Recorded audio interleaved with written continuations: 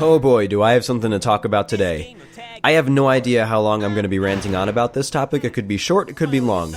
But I was just thinking, the reason why Paper Mario is turning into the heap of shit that it's turning into is because apparently Intelligent Systems and Nintendo don't want two Mario RPGs at the same time, with the others being the Mario and Luigi series.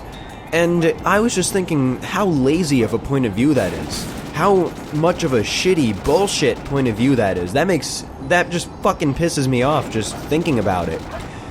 First of all, before you guys even watch the rest of this video, please check out Arlo's video on this topic. He basically covers everything I wanted to talk about, how Mario and Luigi is not the same as Paper Mario, how they both satisfy different crowds, and how Paper Mario came motherfucking first, so why is that the one getting sacrificed? But let's just think about this. Having more than one Mario RPG series at once, what kind of bad comes from that?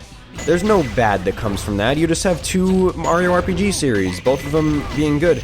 If you claim that you want to just have one Mario RPG series, that's basically your way of saying, hey, we don't really give two shits about this series, we're lazy, so because we already have an existing Mario RPG series that's easier to make, we're just gonna make this one kind of a series where we just throw the stuff that we can't put in the main series in. And that's why Paper Mario is turning into the bullshit that it's turning into. Oh, and another ranting topic, I'm gonna throw this in here. This is not gonna be a coherent video at all, but I forgot her name, but basically one of the leaders of Intelligent Systems said if the fan outcry for a remake of Paper Mario The Thousand Year Door was strong enough, that they would strongly consider it. Well, how about this? What about the fan outcry that's going against Color Splash and Sticker Star? What about the fan outcry that's looking for a sequel for Paper Mario The Thousand Year Door? A remake, like, Paper Mario The Thousand Year Door is one of those games that shouldn't be remade, and that's not because, like, it's so sacred and perfect that it can't be remade. It's that, what could they possibly do other than run it in a higher resolution and charge extra money for it? That's a game that should be on Virtual Console or something, so that, you know, more people get a chance to play it. And honestly, more people should get a chance to play it, because that's honestly one of the greatest games ever made. But people don't want a remake. I feel like that they're getting confused, because, you know, any company associated with Nintendo doesn't actually know how to, you know, read its fans' criticism properly. But I think they're getting confused. They're seeing all these people say, Thousand Year Door is amazing, Thousand Year Door is amazing, Thousand Year Door is amazing, and they think, oh, remake, let's do that.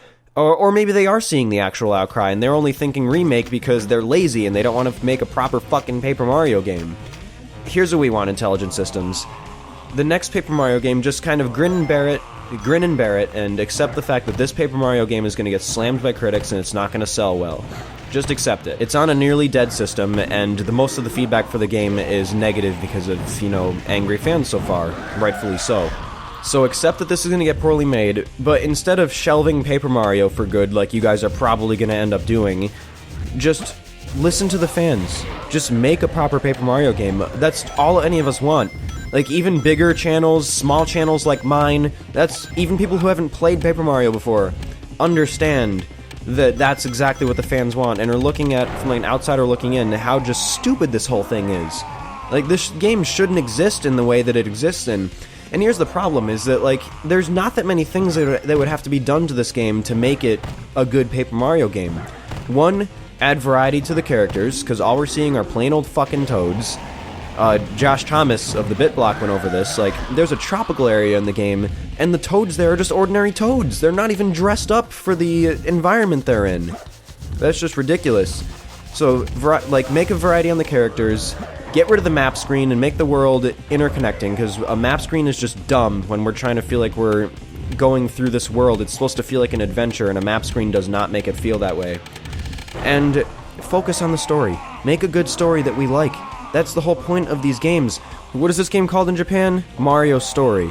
So imagine how they're feeling over there that these games don't have any story anymore.